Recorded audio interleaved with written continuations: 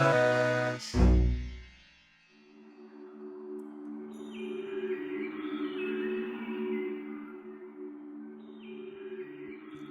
hello, hello, and welcome again to another episode of the Hilaritas Podcast, where we explore the vast world of iconic writer, psychedelic psychologist, rebel philosopher, and self-proclaimed agnostic mystic, Robert Anton Wilson. Hilaritas Press has just released Bob's first published novel, out of print for over 50 years, The Sex Magicians. Was it a magical working designed to manifest Illuminatus into publication, or just a quick buck for a man with a family to support making a go at full-time writing? Right here, right now, it's my great pleasure to share with you my chat with the two contributors to the Hilaritas edition, writer, editor, theater and events producer Michelle Olly, and magician, writer, and teacher Gregory Arnott.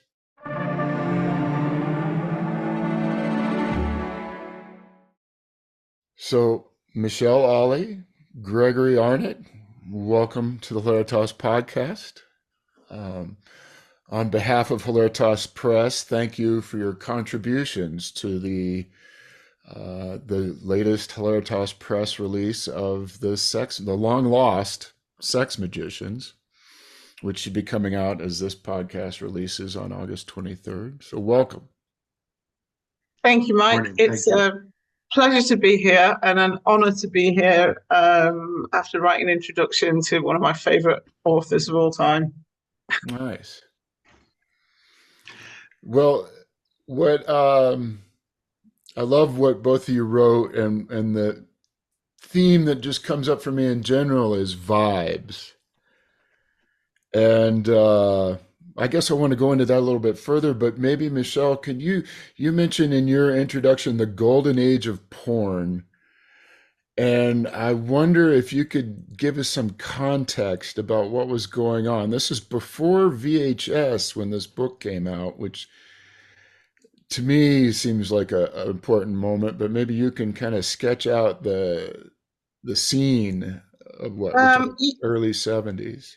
Yeah, I mean it's often referred to as the golden age of porn, and if you want a kind of cinematic reference to it, I think Boogie Nights would be quite a good movie to kind of put you into the zone.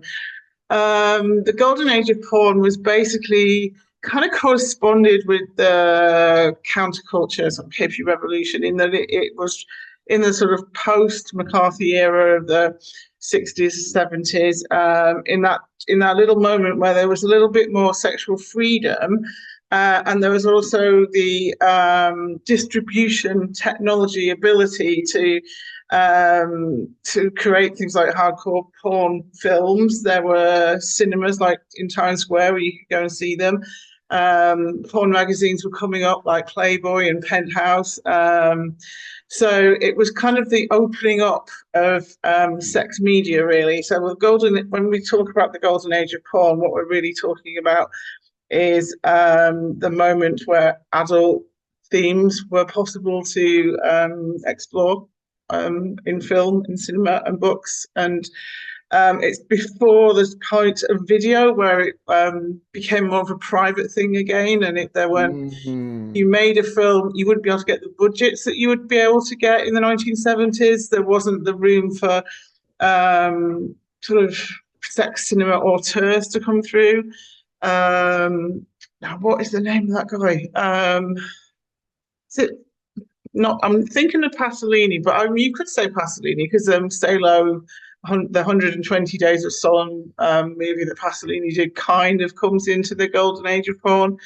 And then there's things like the Salon Kitty movie and the Caligula movie that was partially funded by Bob Guccione. So there was a bit of creativity and experimentation, as well as obviously like hitting the mark in terms of titillating the audience. So the golden age of porn tends to mean the moment where it was also the most creative, as well as the moment which it kind of cut through to major audiences. So yeah, and Gotcha. before the the age of video when it all went back down to tiny budgets and apartments in the valley. So that's, I guess, one thing that struck me, one Boogie Nights. That's something I can tie it to visually, and remembering that film. But it was a more cinematic period, I guess, where it's more public versus the bedroom VCR. Yeah, Uh, yeah. I mean, and also that's the time of the first sort of porn stars come out there. People like Linda Lovelace and again, it's very tied to the sort of penthouse Playboy kind of time when Wilson and Shea were writing Illuminatus, and the Playboy magazines were one of the places where you could get interesting thought leaders like Timothy Leary being interviewed, and articles about Wilhelm Reich and all that sort of thing. So there was a kind of a not just a sexual freedom, but an intellectual freedom going on at the same time. So the two things were kind of coming up at the same time, probably by no coincidence, really, because we forget in 2024 what it was like in the 1950s and how much of an explosion of ideas was happening in the 60s and 70s, how much sexual revolution and liberation and personal liberation were kind of going hand in hand for a little while there. yeah, it strikes me as a very critical moment. The one thing I've heard is just how the introduction of the birth control pill really shifted. One, you get sex for pleasure instead of just procreation. And two, it empowers women to be in charge of their own reproductive health and reproductive history. And so just a critical moment and all that. Yeah, Yeah. I mean, Let me, Uh, yeah, Gregory. go. Philip Larkin has his famous little poem, Sex Began in 1963, which was rather late for me, somewhere in between the Chatterley Band and the Beatles' first LP, or something like that. So, but yeah, it's the birth control pill, from my understanding of history, is Yeah, definitely the it key all it, that opens up it everything. is all kind of connected, isn't it? It's like there's this kind of the theory and then the practice. It's like the idea of sexual freedom and sexual revolution was coming through in the 1950s in things like Elvis, the Lady Chatterley's lover trial, all that kind of stuff. But to actually truly be able to be a seeker and have those kind of adventures, birth control was super, super key. Yeah. It's funny because I remember being about 20 years old and my dad asking me about what era I would want to live in, if I could live in any era at any time in the world. And I said to him, I want to live now because of the pill and antibiotics. Whereas, my dad kind of thought, I don't know, the Victorian age was quite good. I think we forget how fortunate we are to live in a world where we have a certain amount of agency over our health that we didn't have before. It's a huge thing. Or even just, it hit me in your write up, Michelle, about women and credit cards, which is something I hadn't thought of or was not Yeah, aware of. yeah. I mean, I think I'm right. I'm not even sure if a single woman could even get a credit card. I think a married woman could get one with permission from her Mm, husband, but she couldn't get one on her own. So I don't think yeah, 1973. Another wild thing I found out recently was that women in Switzerland didn't actually get the vote until 1973. It was like 1972 they managed to get the legislation through, but then it was 1973 was the first election that they were able to vote in, and that is something like 8 years after the women of Afghanistan. So it's all so recent. All of our democratic choice and power is so recent and precarious. It kind of blows my mind, really. And to see this book as a little bit of pornography, which it absolutely is, but it's also very revolutionary because women's pleasure is centered in it. It's not just a pure mm. male fantasy, even though it is a male fantasy from a male's perspective. there's female pleasure wrapped up in there as well, and it's like I was pleasantly surprised. What can I say? It's ahead of its time. That's that strikes me. I'm making a note of that. I noticed that when I read it, but it didn't really settle in. Tell me a little, Michelle, and we'll get to you, Greg, too. But what the relationship of porn and the occult? You mentioned like this would be a book that would kind of be back of the store, behind the under the counter.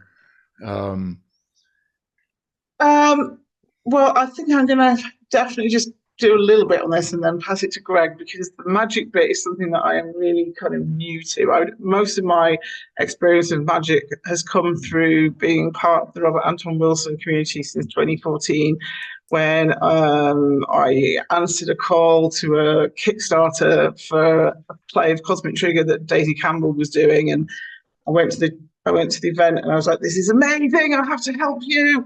And then 7 years later, and many magical kind of interludes later, it's like I have a much more kind of rounded experience of what magic is than I had. It was all the magic I knew about really was reading Alan Moore comics and Grant Morrison. And now I'm kind of like, okay, I actually see what you guys are getting at. And I think for me, when I try and frame it in magical terms, um, I keep going back to Jodorowsky's Holy Mountain, where it's like you start at a certain point on your enlightenment journey, whatever kind of pattern you're using, whether it's Kabbalah or alchemy. I think that sexuality and figuring out where you sit in all that and how you relate to your own desires and how other people do that was something that I was always very curious about. I was curious in a like Alice in Wonderland kind of way about sex, and I ended up working on the #1 fetish culture magazine as a work experience of a student, so I could find out more about it. And it was like going through the looking glass, and it was like going down the rabbit hole. And I wanted to know how it all worked and what people were mm, thinking and why they wanted to do this and what it meant. And I feel like the Cosmic Trigger world was quite similar in that once I met all these amazing people like John Higgs and Daisy um, and they started, and Alan Moore and Melinda Gebbie, and started to listen to stuff about magic that they talked about on YouTube and stuff. It's a similar thing. It's a model for self-discovery, and I think um, the fetish world was kind of like my start of the journey up that holy mountain, and the Cosmic Trigger Robert Anton Wilson world is the next bit. And you just keep climbing, don't you? There's always stuff to discover. Where the realization that you are a holy fool is a beautiful one, and one to always bear in mind and to always banish with laughter. And I feel like I've kind of incorporated some of that into it. So that's a very long response to that. But yeah, I think the sex and magic completely come together because they have a certain amount of opportunities for self-discovery. very nice. Gregory, do you want to follow up on that? I think that's really, really well put.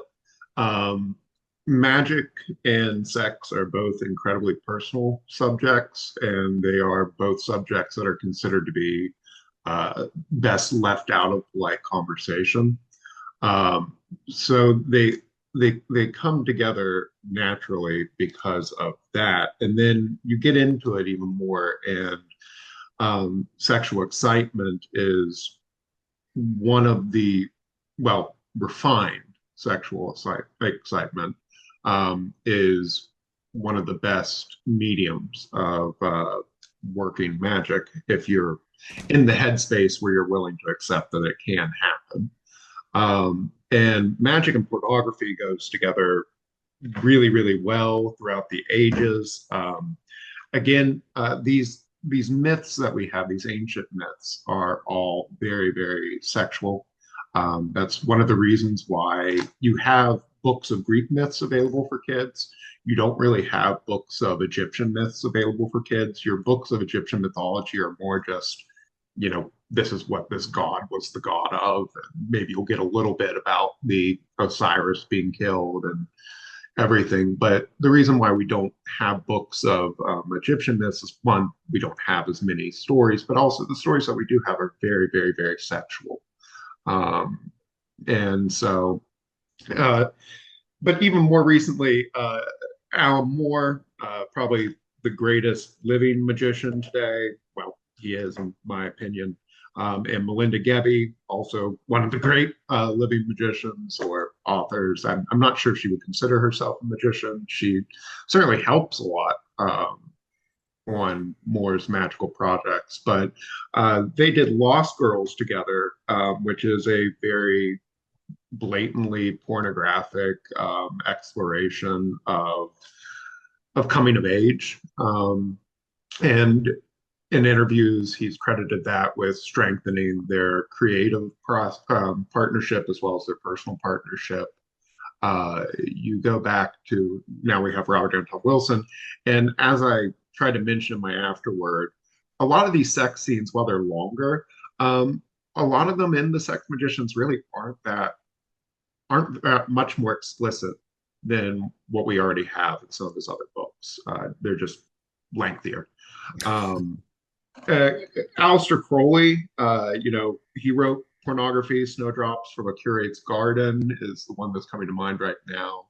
Um, when he was a young man, he wrote a book called White Stains, which is pornographic poetry, which, fun fact, you can now buy at Books A Million in a bundle set of Crowley literature. So I always, whenever I see that, I always kind of wonder and feel bad for the person who's just trying to learn about magical theory. And in their basic set, they have this obscure book about that's just a poem, the poems about ejaculation and necrophilia and things like that. And you go back to William Blake, which again, his disciples more or less convinced, I forget who it was in particular, but they convinced Catherine after he died. Blake was already kind of thought of as a nut, and they wanted to preserve his legacy. And one of the things that they thought was essential to preserving Blake's legacy was burning up all of his pornographic paintings, because they didn't want that. So those are just four very recent examples coupled with that ancient example. But no, magic and sex, that they are, I don't know which one goes inside the other one. Maybe they're versatile. So but But there's also that connection that Wilson talks about in several of his books, how quite a bit of magical writing could quite possibly have been like veiled sex manuals, and that a lot of alchemy is essentially tantric sex disguised as ritual, which may or may not be the case. But I like that idea I just feel like alchemy for me is like it's a chimera that you can put any kind of meaning onto it, and that's part of its genius. From base to gold, it's like that's the direction, that's the holy direction of enlightenment. So it's a beautiful analogy to think that they are actually talking about tantric sex. I'm also reminded, Gregory, when you talk about Alan, when I interviewed him for Skin 2 magazine, when Last Girls came out, one of the things that he talked about was how magicians, traditionally, and alchemists often had a female partner, and that was quite crucial to them in their magical workings. Not necessarily a sexual partner, it could be a daughter, but I think that's something that he said he read in Cocteau, that magicians often have a male and the female, and that's a very important part of a lot of rituals. I don't know, Gregory, you can probably talk more to that than me, but yeah, you especially shoot. I'm trying to think of the Balzac novel, Serafina. Um, but it's one of the more mainstream examples of that union of male and female, the idea of the androgyne being kind of the perfect human, someone who is able to combine both of those qualities in one. You get a little bit of a riff of that in Michael Moorcock's The Final Program, where Jerry and Miss Brunner kind of morph into the same like super being at the end. Also, that novel has one of my favorite lines about sex, which is sex is two people trying to fit into one body, which I've always loved that line. And in a way, I think that's partially what it is that that union of opposites divided for the sake of union, as it's put in Liber All, Yeah. that coming together, that's definitely a part of it. And yeah, with Wilson, definitely, I think that when he writes the most explicitly about his magical practice, he says that it was with Arlen that he was able to get the most out of his magical practice. And I would certainly say that, for better or worse, my relationships have always been very heavily tied into, or my spirituality's always been very heavily tied into them. Um, it, yeah, I would definitely say that having that partnership is absolutely essential. Um, I, yeah, yeah, definitely. You need that exchange going on. And the alchemist that Robert Anton Wilson really liked to talk about was Thomas Vaughan, a 17th century Welsh alchemist. And he was actually the brother of Henry Vaughan, one poet. So from the time, I forget if he was a metaphysical poet or a cavalier, some in one of those schools of poetry. But I know Wilson really seemed to believe that Vaughan's writings, especially, were clearly, as you said, sex manuals disguised as alchemical textbooks. And that might actually be what alchemy is. I certainly think approaching alchemy through the sexual lens is probably a lot more worth your time than trying to literally turn lead into gold. So, Yeah. So just to circle back on this, I'm curious about the context in which this book came out in the world. And you mentioned, Michelle, that this would be the kind of book that would be in the back of the shop or under the counter. And so my takeaway from that is that it was a little too woo, or as you said, hippie sex magic, maybe a little too weird for the normal porn, and so a little bit underground, so to speak. Is that a fair? Yeah, I think that's fair. When Rasta put the call out asking for people to do an introduction to this book, I'd just recently been involved in a narrative art project called the Museums of Sex Objects, which was an artist who models herself as the keeper, who tells untold stories of sexuality, and identity. And one of the pieces in there was a cabinet of these little homemade pornography books. So we ended up doing a load of research on sex shops in Soho in the 1950s and 1960s because of this art piece. And we had a lady called Dr. Helen Wickstead come and talk to us about how sex shops used to work in the 50s and, well, 60s more, 70s. And there were quite a few sort of small publishing houses, particularly in America, particularly around LA and Hollywood. And it was mostly kind of gay porn. And from trying to research through where the Sex Magicians publisher came from, the vast majority of the porn that they were publishing was gay sex porn. So it was stories about cowboys and bikers and sailors and all that kind of stuff. And, The Village People. boys, that kind of stuff, yeah.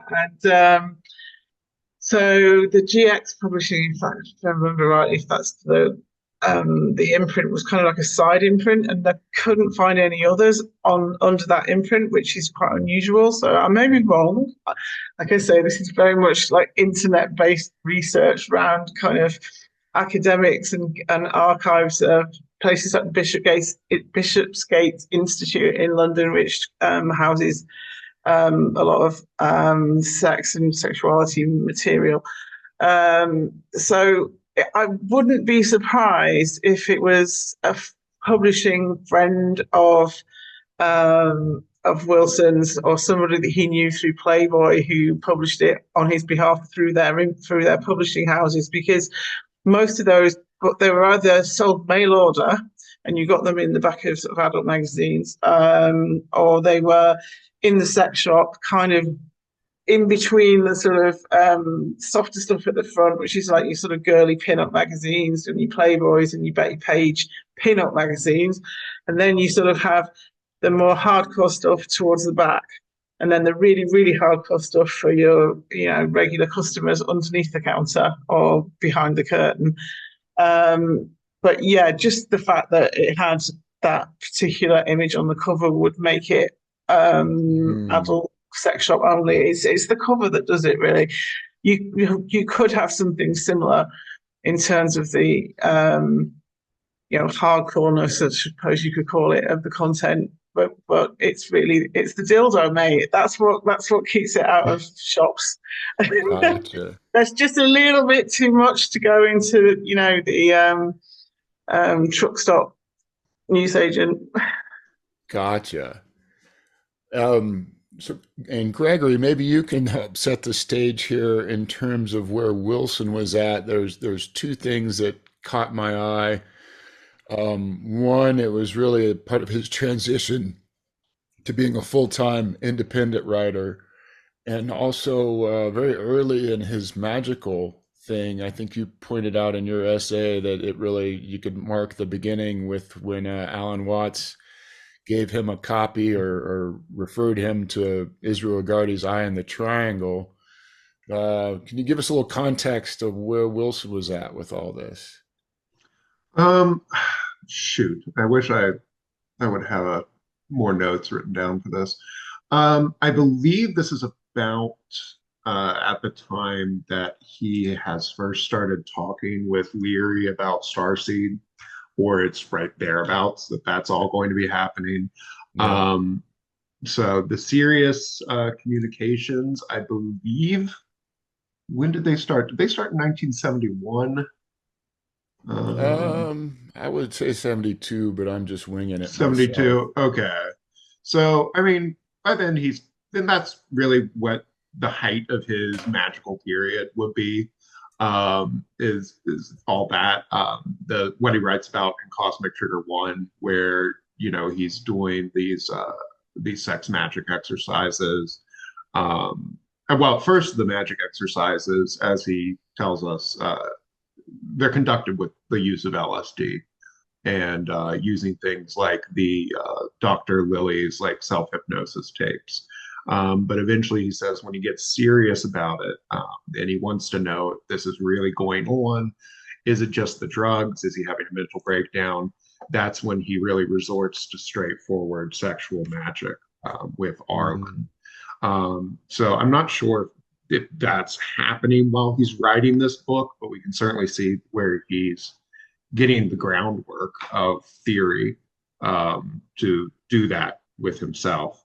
One thing I think that's really interesting, and I appreciated Michelle's introduction for a lot of reasons, but I thought that Michelle, I really thought you finding that that this was published by a gay pornography company was a neat find, especially because, and I mentioned this in my piece, is that he also has Sex and Drugs coming out at this time, like right before The Sex Magician comes out. And as he tells us in the revised version, he wanted to call it Sex, Drugs, and the Occult. And Hef said no, and in much, much ruder terms, he basically said that the only people who care about the occult are queer people and housewives, I believe is how he put it. So nope, got a cat. Okay, get down. So, but no, so I think that's that what Hef said obviously stuck with Wilson, and um, and he does a pretty good job doing a send up of Hef in this book. I mean, just the scenes with Sput are truly, truly hilarious. I think it's a Yeah, wonderful characterization. I think this book it's worth your dollars for Sput alone. He's a great character, and he feels a little bit of a foreshadowing of Hagbard in that he gives no fucks, or rather, he no, gives 23 on a nightly basis. but I still love the line like "Take it, you goddamn wiretapper." When he, but uh, no, just a truly amazing sequence. But um, and then a lot of this stuff, because I guess I would say that I would put the end of Wilson's major interest or practice of magic somewhere around the early 80s, because that's where it seems to kind of start tapering off in his writing, where he seems to focus more on, as he gets older, he seems to focus more on like the Joycean or Ezra Pound elements in his writing, not so much the sensationalist, magical writing of his earlier periods. But in the early 80s, he's still very much there because we can see it as fiction, Mask of the Illuminati, extremely, and till this day, probably one of the more accurate depictions of really diving into Western occultism. Um, it's still very much there in the first versions of Schrodinger's cat. In fact, a lot of material from the Sex Magicians ends up in the second independent part of Schrodinger's cat, the Trick Top Hat, but when Schrodinger's cat gets condensed into that one volume that's commonly available today, all of the material, or more or less all the material that survived from the Sex Magicians into the Trick Top Hat is once again excised. Um, so, uh, so unless you've read the Trick Top Hat, or unless you have tracked down one of the internet copies of the Sex Magicians, a lot of the material in this book will be new, uh, the new Wilsonian fiction. So that's exciting in and of itself. Of course, I'm one of the people, because of my interest, who tracked this down online. And I think I actually thanked you for that, Mike, before, because you helped distribute it online. So, but I'm very excited to have a hard copy of this because the only other option used to be, I think there was one bookshop that had a copy for like $500 on ABE books available. And it's hard to spend $500 on a book where you see on the very spine it cost $275 when it was first published. Yeah. So Michelle, did you have something to follow up with?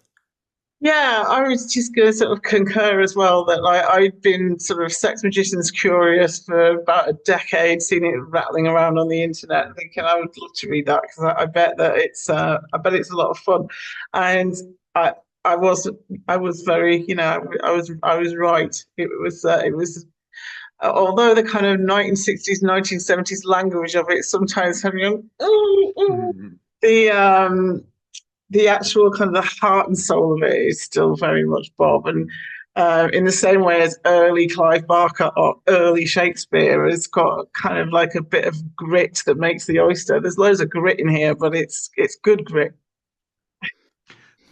Yeah, I will. and I will I'm go ahead and say that. What's the story? So this, when I was collecting raw materials of all sorts, this was one of those white whales of lost. We never expected to see it.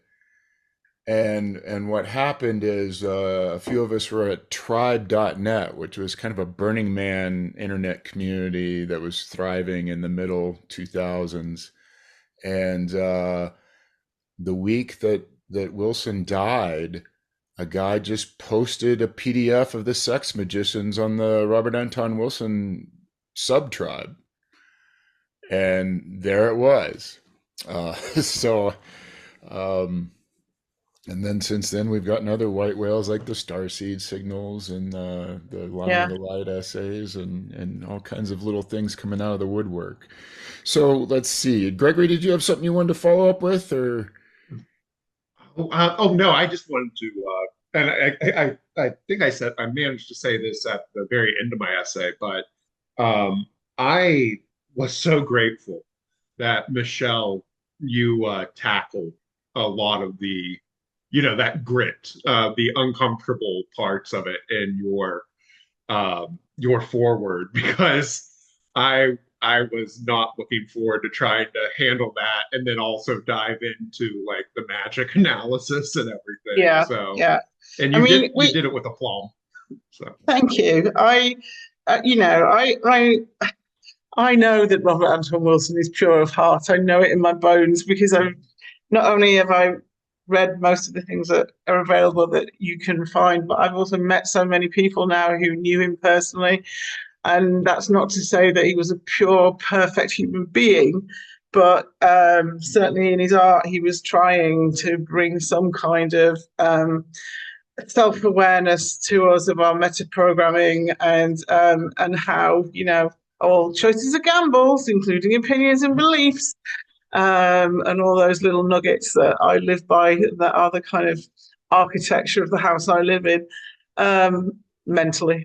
Um, so I knew it was going to be a sticky one, but having worked on the fringes of sexuality since the late 80s when I was at college, and having spent several years working for Fetish magazine where I was defending people's right to wear high heels and corsets if they wanted to, against anti-pornography people or what would probably be seen as the kind of generational equivalent of the gender criticals these days, who saw wearing sexy clothes as being anti-feminist or whatever. I sort of felt like I could take this on. I sort of felt I've kind of like earned my stripes in that war a little bit, even though I don't tend to like head to the battlefield very often these days. I work in the theatre, I walk my dog. It's like I don't really think about sexual politics very much anymore. But it's it's important to be able to contextualize pieces of work that when they at the time that they came out and in the world that they came out and were trying to make us better. And as silly and as funny and as filthy as this book is, deep in its heart, it's trying to bring men and women closer together and within the context of the boundaries of the time that it exists in. And we build on top of that. We don't just burn it and throw it away. That's my opinion. Anyway, I feel like that about quite a lot of works of art. Not all of them, but this one's a keeper. There was, excuse me. There was one phrase you used that really helped me just put it all in perspective and kind of humanize the whole project, and that it's an American cis white male fantasy. Just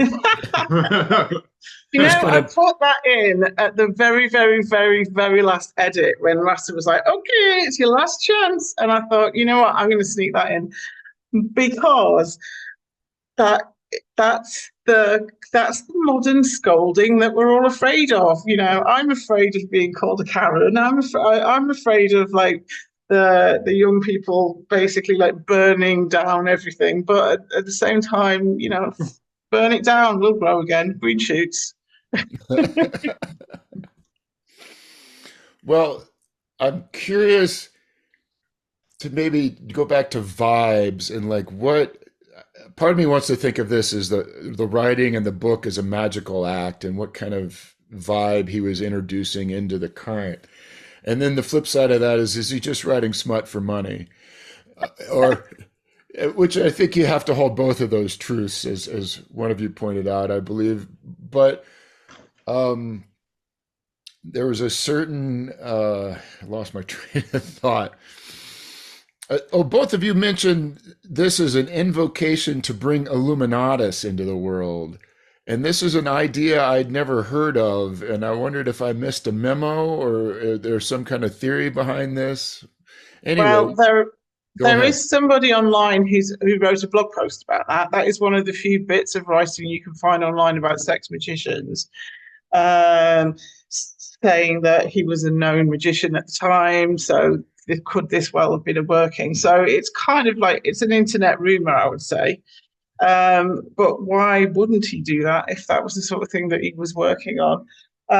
There's also a grand tradition of kind of recycling characters in order to build a deeper universe. So, whether it's Jerry Cornelius in Michael Moorcock or it's Doctor Who, the idea that you could take characters that go on to live in other books and that this is where they're kind of, I mean, is it right to say maybe he wrote Sex Magicians like in between or during the time he was writing Illuminatus? Maybe they were simultaneous. It's like it's hard to say, but I think I'm going to pass to Gregory for this because I'm going into unknown waters here. But one of the things that Alan Moore says is that all art is magic. So every act of art is an act of imaginative creativity, which brings something into being that was not there before.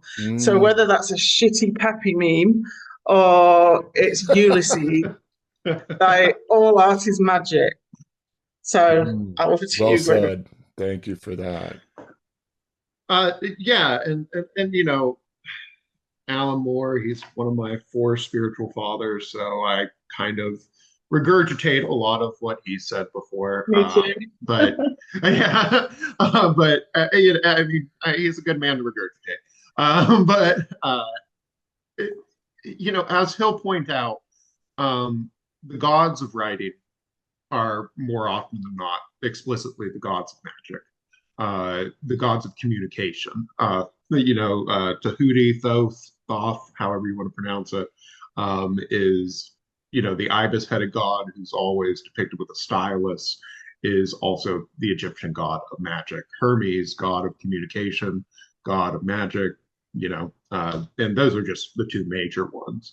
Or Wotan, Odin, associated with both magic and the magic specifically of the runes. So just retrieving the alphabet itself was considered to be magic.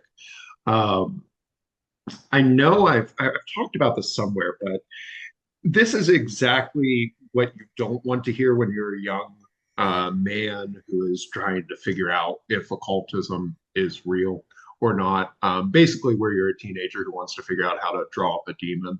But I remember reading Crowley in Magic and Theory and Practice, and he has a very famous example at the beginning of that book where he talks about the writing process of getting this book published is identical to the magical process. That you have your pen is your wand, your ink pot is the cup, your paper is the pantacle. You conjure the spirits of publishers and editors, and you put that out into the world. And that's from Crowley back in the early 20th century. As far Michelle and I we're both referencing that one piece when we talk about the Illuminatus being a product of the sex magicians. Now, the only thing is that, yes, Illuminatus, Wilson always maintained that he and Shea had pretty much finished Illuminatus in 1969. So it was supposedly done before Sex Magicians was worked on, which I think is interesting because I feel like the Markov Cheney that we get in the Sex Magicians is a much less developed form of that character than the one in Illuminatus. So I don't know if I don't know. But my only problem with that post is that the idea that he was using what I call, or what a lot of people call, the magical wank technique, which is the idea that by usually in association with sigilization, that a magician can basically masturbate themselves to health, wealth, and length of days. Um, but that idea is really very associated with the chaos magic proper movement, which while Wilson gets grouped in with chaos magic a lot, he doesn't really seem to have that much of an involvement with it directly. Yeah, later he had Pete Carroll teach some classes at Maybe Logic and things like that. But so I I don't think know if it was that, huh? Oh, Yeah, I think that the Chaos Magicians adopted Wilson. It wasn't that he was following yeah. them. So that Yes, was, I Yeah, think and it's that's like the definitely the Alan case. Moore. Sorry, just to interject, but that's like Alan Moore's quite often pains to point out that like the idea that the antithesis of magic to him to do something in order to obtain something. So the idea that you would write something in order to obtain the publishing of it, I don't know. It doesn't really fit for me. Mhm. I mean, you bring them into the world. Like I really like what Gregory was saying about the inkwell and the pen, and you bring them into the world. You've already done it by bringing them into the world. So whether that obviously could help get Illuminatus published because they're already out in the world, which proves that there's the world that that there's a market for them. So I don't know. I don't know. I don't feel like chaos magic is anywhere near this book really. There's chaos for sure, but Yeah, there's chaos. But no, just and that's me being opinionated. But that's my only problem with that piece. As well, it's a fun theory. I just don't think yeah, that Wilson was using that particular magical technique or had that in mind. yeah. But But we're all guessing, yeah, aren't we? Because we don't really know. yeah, I mean, I actually had a question for you, Mike, which is: does anybody in the Wilson in a circle? Did anybody know anything about the writing of this book? Christine, for instance, did anyone remember this book being written? not that I'm aware of. I mean, Yeah, it's always been known but unknown. yeah, It's it it's all the interesting things. Like, so he finished Illuminatus, or they finished Illuminatus in '69. However, there was what, a 6 year struggle to get it published and major edits being made all the time. So there was sort of this consciousness of Illuminatus always around in his in Shay's sphere. And then here yeah. we have this book which is introduces the characters, introduces some of the Wilson ideas into the world. Yeah, you Um, see, I can imagine, like, and again, this is just me imagining, but having spent a long time thinking about Robert Anton Wilson when I became a producer at the Cosmic Trigger Play in 2017 and the head of the social media campaign and all that kind of stuff. So I was reading about Wilson and around Wilson for quite a long time, and that time when he left Chicago to live in the countryside in the desert with his family, and he had no money, and he had his like group of friends around him. I can just completely imagine him saying to some of his publishing friends that he used to know because they used to advertise in the back of Playboy. Oh, I need some money, and they go, "Oh, write us a book. Do us like 40,000 words. We'll publish it." And that was a couple of grand that kept them going for a couple of months or something like. Do you know what I mean? So I can imagine it being just like a job that he did for like that he knocks it out in 4 weeks, pardon the pun, mm, and then forgot about it. Just and also and it was a nice writing exercise to get some more flesh on the bones of those characters and deepen the universe in his own kind of creative well. But it's that sort of thing happens all the time. People write short, quick books to pay a bill. I, So I think there's a part of me that is enchanted by the idea that he used this as a way to sort of penetrate into the book publishing world as a yeah, full-time yeah, why not? writer. Yeah, Yeah, I'm going to why roll with not? that one myself. Yeah, but I can just imagine as somebody who used to edit books, so I would edit magazines myself, that it could have just been a couple of phone calls to some friends who had a publishing company. I thought, this is what I'm going to do. I'm going to get it out there starting here, because here's a door I can open, as opposed to Right. trying to get it into HarperCollins or whatever that was in 1973. You know what I mean? It's like you start from where you are and then you move a step, and like Sex Musicians was a step in the right direction, maybe. I don't Yeah. know. Again, that's just my editor head. Probably all of the above. Yeah, Gregory, and it can still be magic. intention. Is there something about it? It was an intentional act, even if it was just a couple phone calls in 2 weeks and 40,000 words or whatever it is. Yeah, yeah.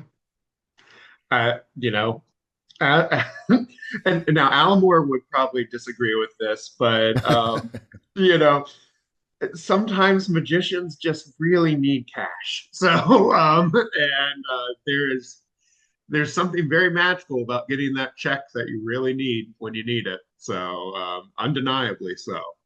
And that out of your four magical weapons, you start off with pentacles, coins, and those are very representative of the material needs that we all have. You will not have the mental, spiritual, emotional freedom and capacity to explore yourself, explore magic, if you are starving, or you're too hot, or you're too cold, or you're out in the elements, or you're worried about your loved ones. So either way, I think this is good magic, what we have in the Sex Magicians, and I really appreciated what Michelle said earlier, that because I'm kind of the same way. In my heart of hearts, I believe Wilson was truly one of the best human beings who I know of who walked this planet. So, whatever he wants to do, I'm okay. So, Yeah, and for the record, I remember a friend of mine, Kermit, singer and great poet and writer from the band Black Grape. I remember we were talking about something or other, and him saying in a conversation he'd had with Alan, that Alan said, "Yeah, you've got to look after your coin. You yeah. have to pay your bills." It's like, this is all great and everything, but remember one of the magical workings that Alan Moore did, it's in the book Disease of Language, which is two Mhm. magical workings that he did, and in one of them he's talking about the Bloomsbury writers, and I'm not going to remember these names. I'm terrible at Bloomsbury names, but there was an artist who was going a little bit crazy when he lost his wife, and he thought he was walking in the night in this moon world. You mentioned actually Stephen Moore, didn't you, Gregory, in your introduction, talking Yeah. about the moon world, which is the world of the imagination. And Alan talks about how it's wonderful being in the world of the imagination, where your mind can take flight, and the ecstasies that can be found there. But you also need to live in the world of the sun, and you need to be able to do the work in order to live, in order to fly in that world. And I think that balance is something that Wilson knew only too well, having gone through his own Mhm. Chapel Perilous in a serious phase. It's Comet Trigger 2 is called Down to Earth, isn't it? It's like you can have all of the moon thought and the moon world, but you've also got to have like the sun work and Yeah. the earthing. Uh, And I that think was there's something in this that is probably to do with as much sun as moon. that was Arthur Machen, the writer. Oh yes, thank you. And Yes, Snakes and Ladders Snakes during and the Bob Goth Ladders. portion. Yeah. Yeah, that's a great book. Yeah.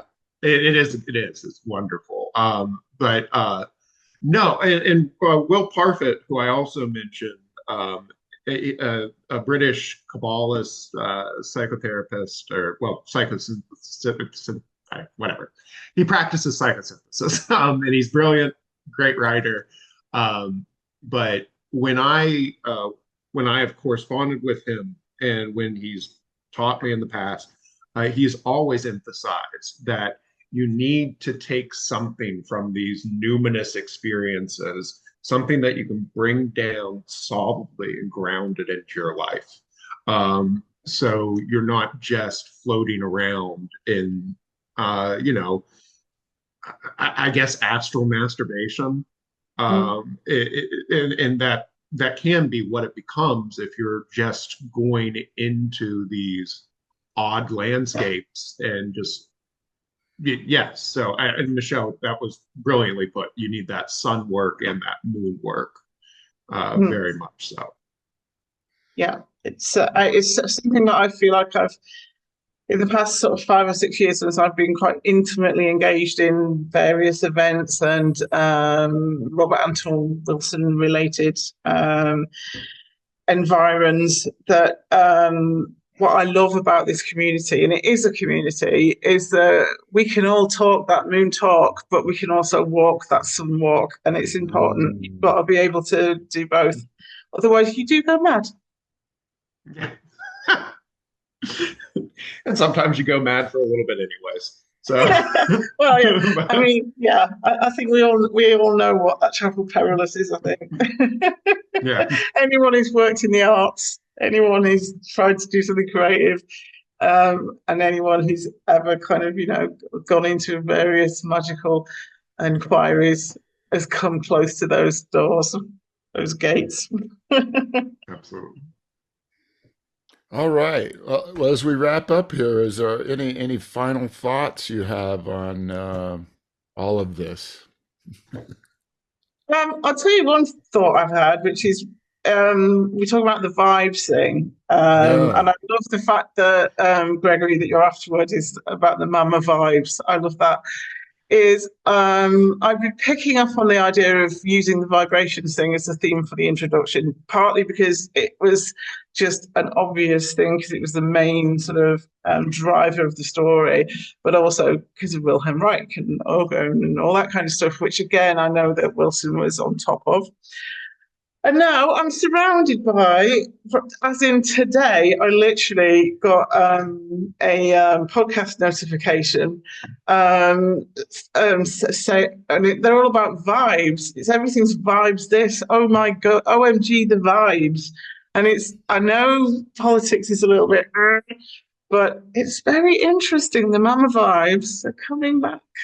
So yeah, it seems like politics is talking about vibes and vibe shifts all of a sudden. So yeah, I think you're very on trend, Mike and Rasa, is what I've got to say.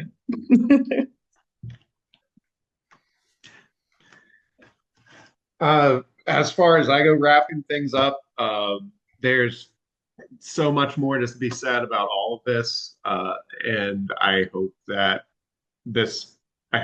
people love the Sex Magicians as much as I do. I was so excited that they're bringing this back into print. And also, I really do recommend, if you enjoy the Sex Magicians, checking out Louis T. Culling. His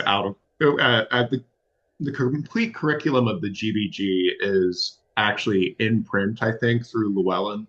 And Sex Magic, the manual that Wilson references a few times as other writings, which I theorize is pretty influential towards parts of the Sex Magicians. It's pretty affordable used. And yeah, so thank you for inviting me, Mike, and thank you, Michelle. Again, your forward's amazing, and I really it was really nice to be in a book with you. So. Oh, thank you. I've only literally just read yours an hour ago, and I thought it was fabulous as well. So right back at you. Thank you. And I got one more thing to say. Well, while we're giving props here, we must give props to Amoeba, who's did a fantastic job with the new cover. Yeah, as you can see over there behind Mike's shoulder. I think it's wonderful. And if you've got anybody in your life who you think would read Illuminatus, but finds it's a little bit of a problem to read a novel, Bobby Campbell's just put out a Kickstarter for Illuminatus as a comic. So if you go online and look for that, there's an easy way in. There's an easy way in right now to the first book of the Illuminatus. So yeah, I just put the plug in there for that. Thank you for that. Thank you, Mike. This has been fun. Yeah, thank you both. Nice lovely It's to been a meet you real both. pleasure. Yeah, likewise. Pleasure. Okay, cheerio. Love is the law. Love Cheerio. under will. Keep the Thank you lasagna both. flying.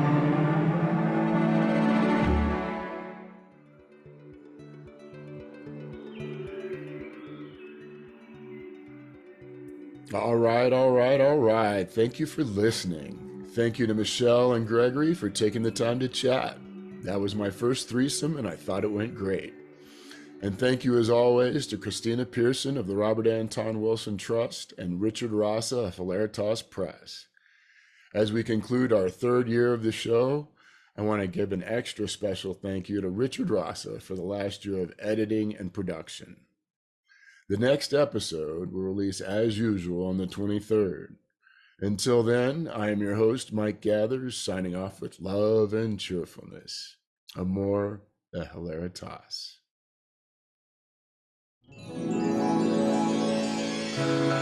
Hilaritas.